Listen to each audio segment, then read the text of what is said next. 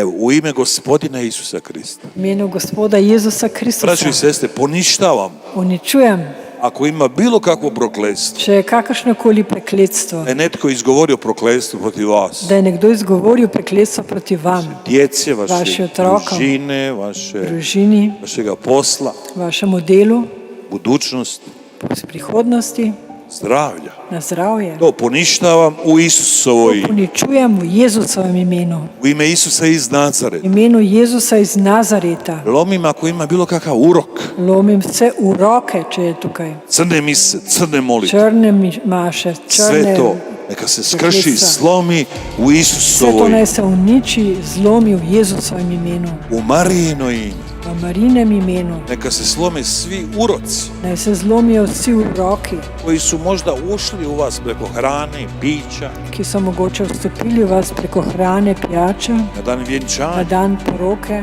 Molimo te, Gospodine Isus, Prosimo te, Gospod Jezus, svima udijeli transfuziju svoje božanske krvi. vsem dodeli transfuzijo svoje božanske krvi.